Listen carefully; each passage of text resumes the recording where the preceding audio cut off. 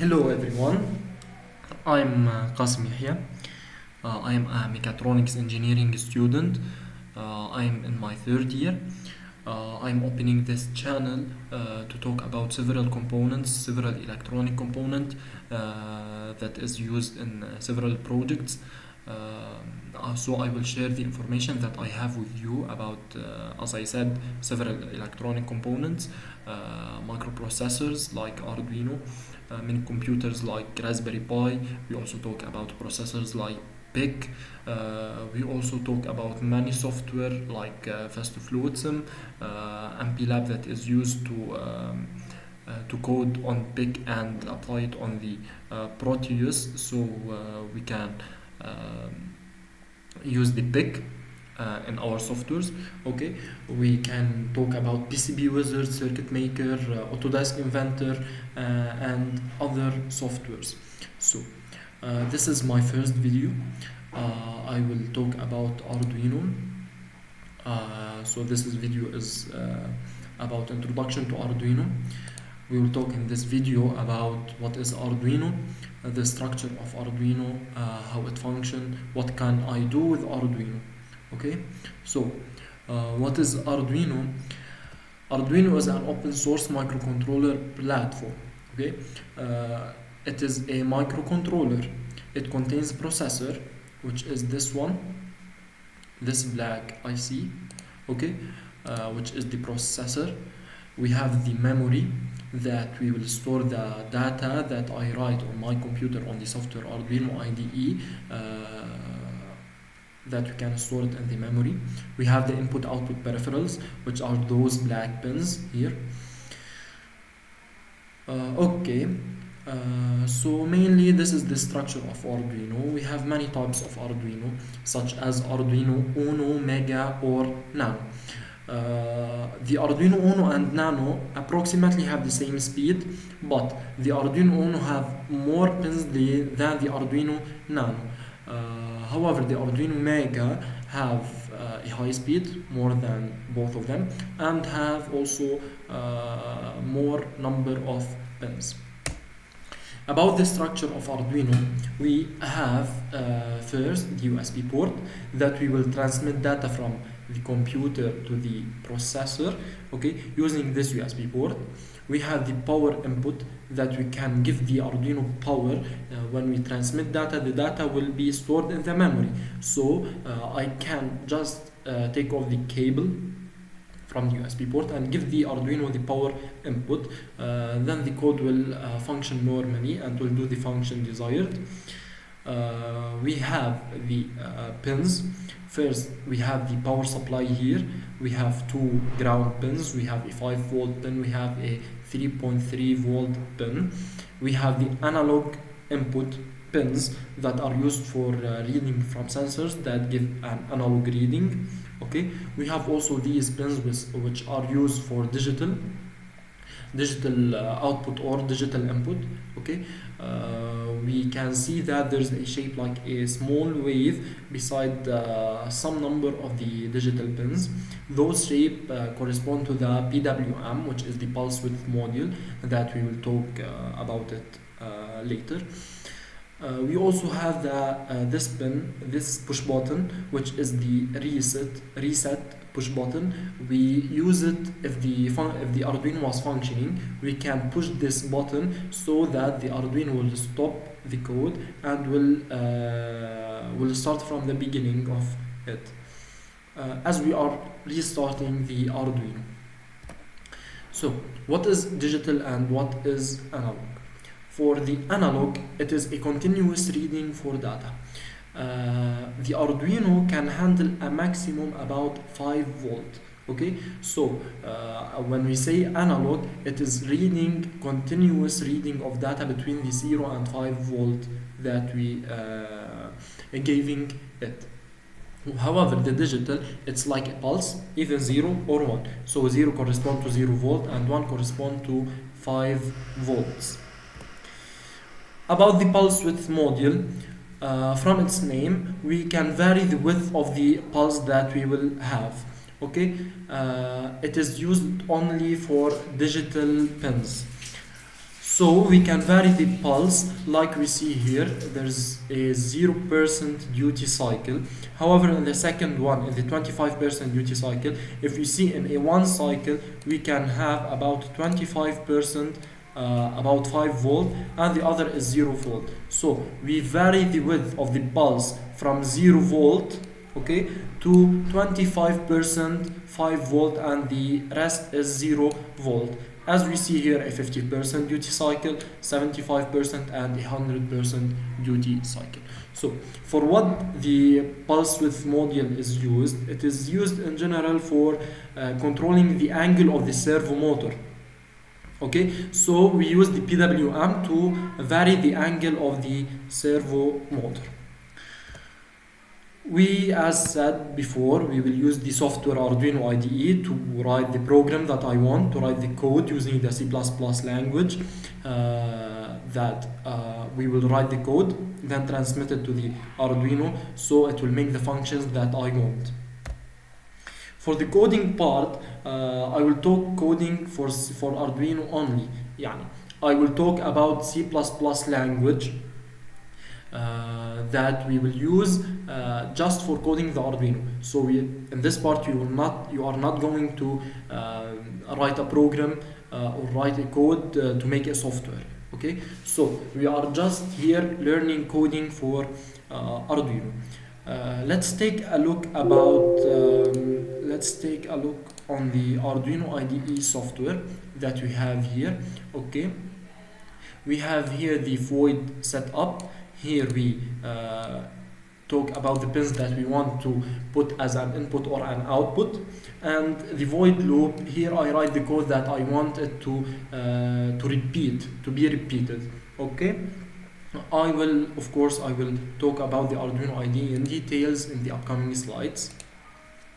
So for the coding, we have many programming languages. Like Python, C++, Java, MATLAB, C, and others. Okay, we will use here for the Arduino C++.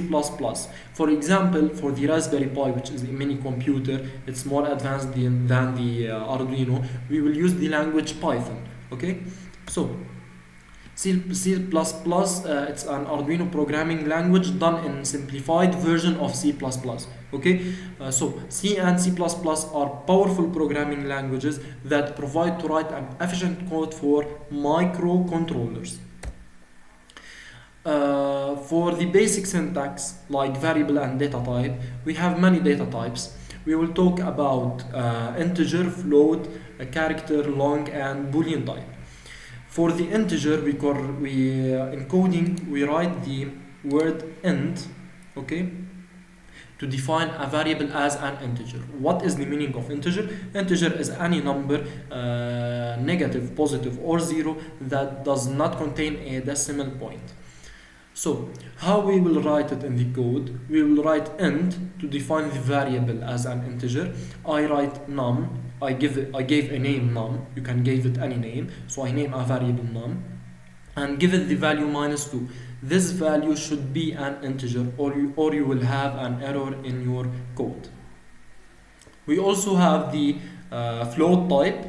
Okay, float type is a decimal and non-decimal numbers. Okay, so it can contain decimal. How I will write it in the code?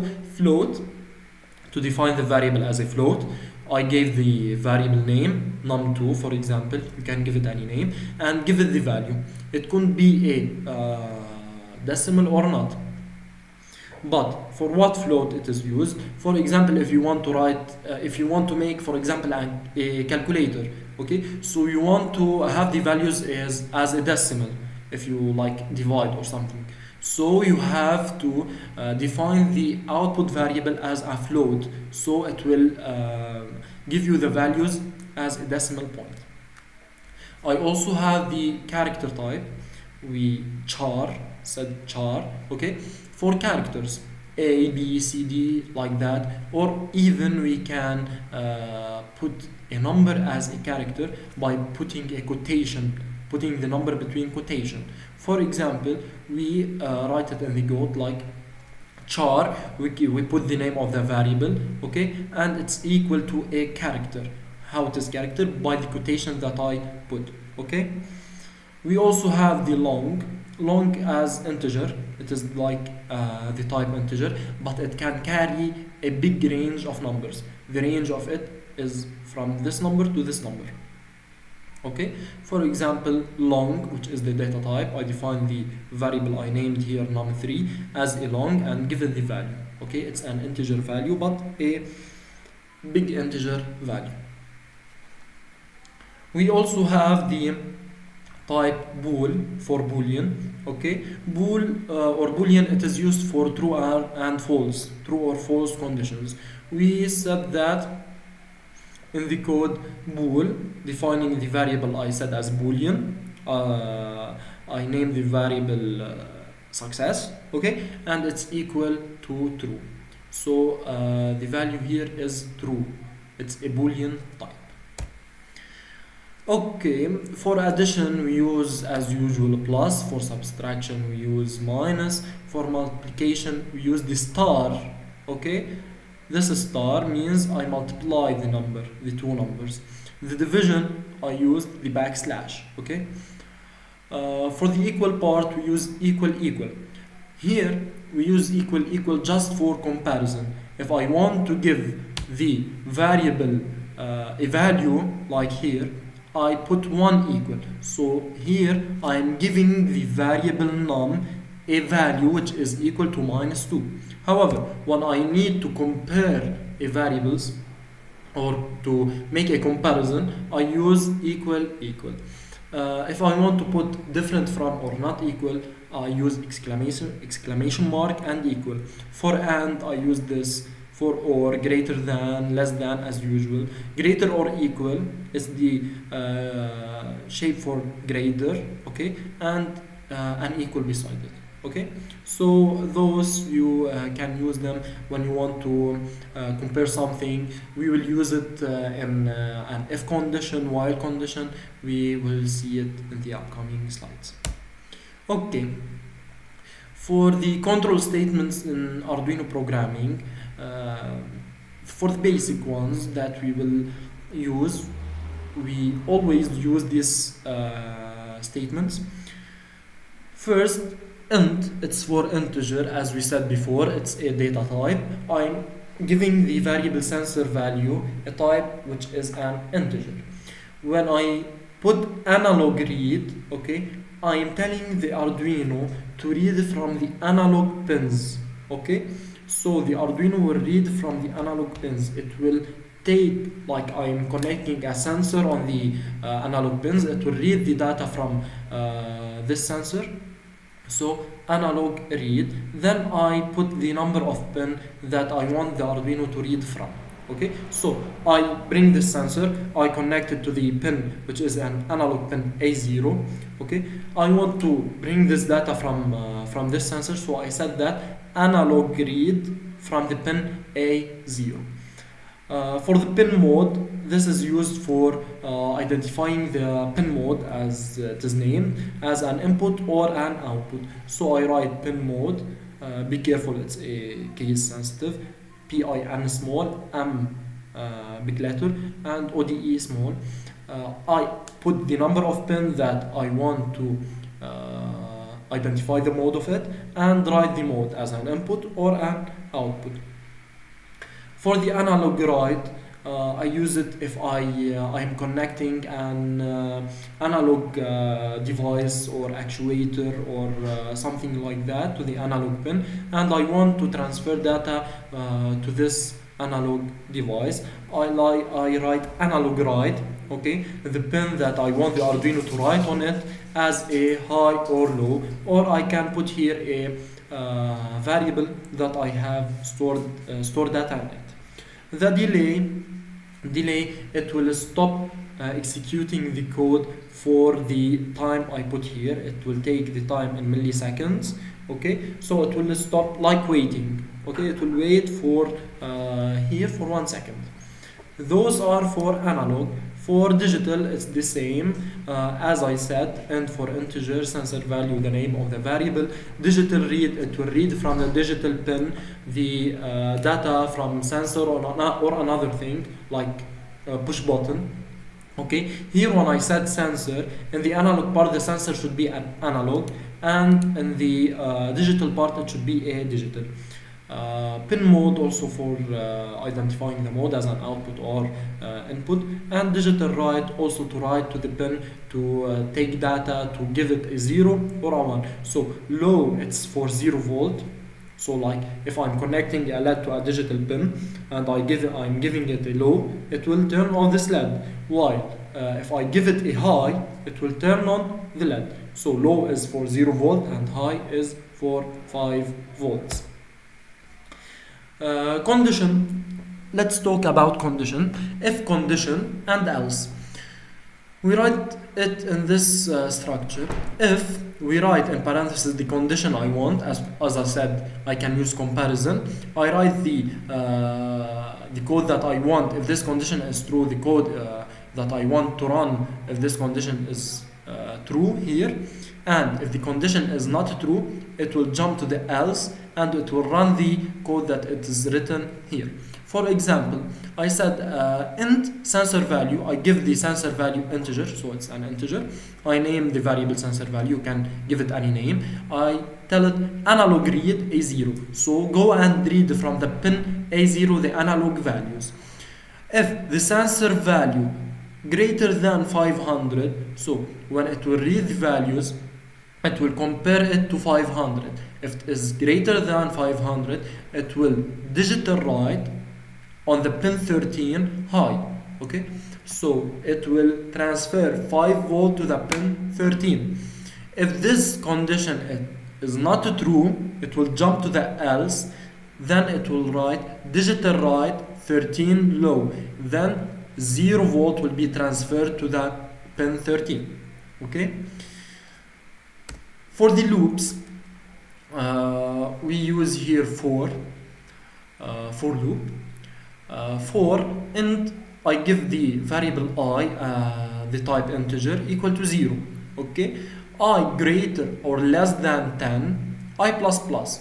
So this loop will repeat this code 10 times. It will start from the index I equal to 0, from the variable I equal to 0. Okay, and it will start, when I said I plus plus, I mean I equal I plus 1. So it will add a 1 to the variable I. Okay, as the I less than 10, it will repeat this code.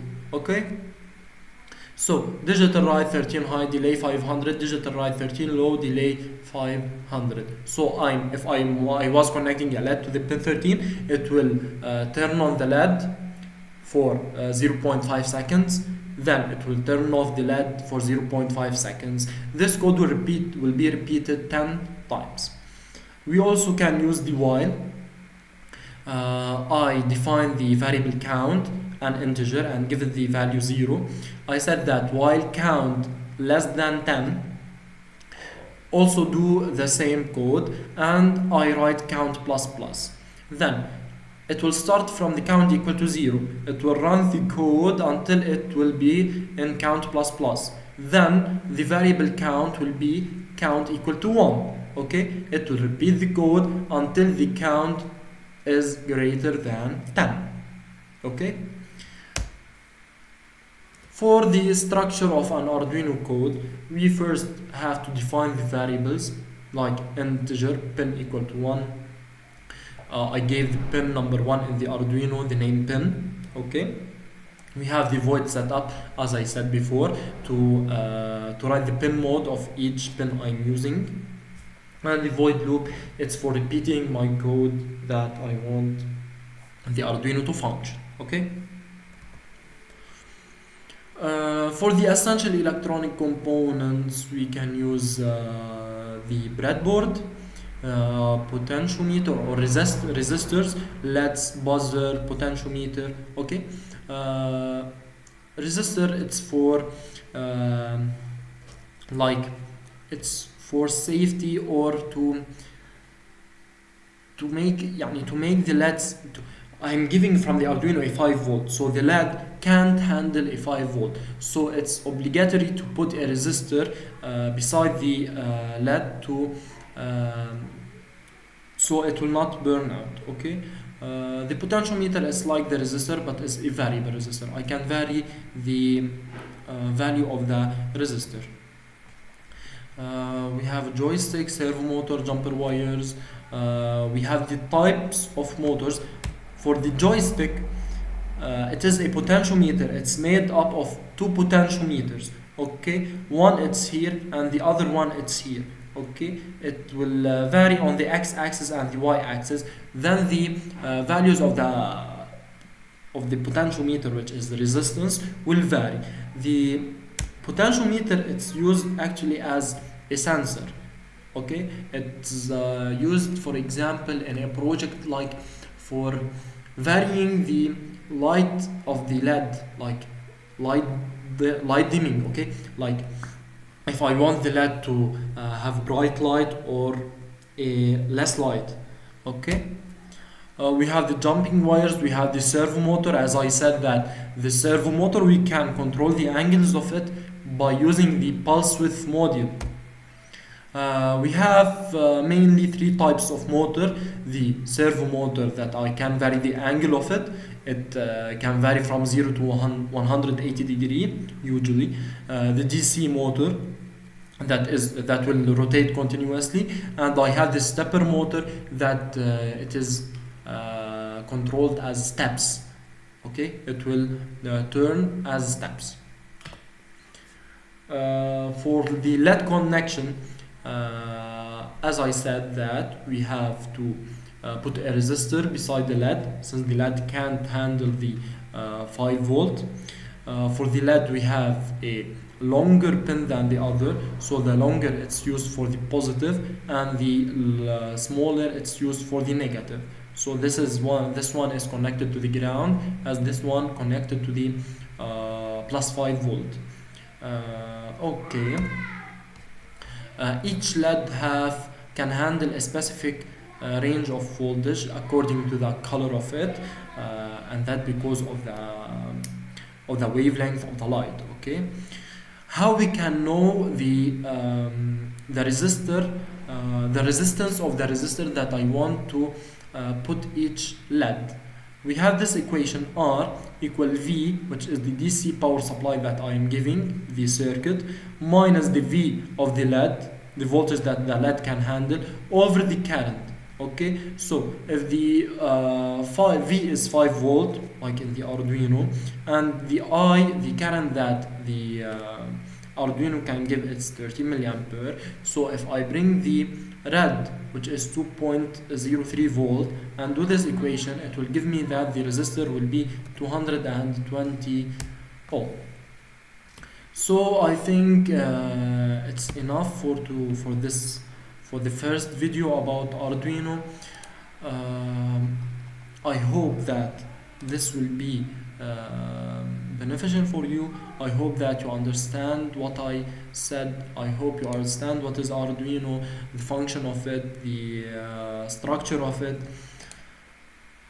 and if you like me to continue doing videos for electronic components other than Arduino, if you want to do some experiments for Arduino,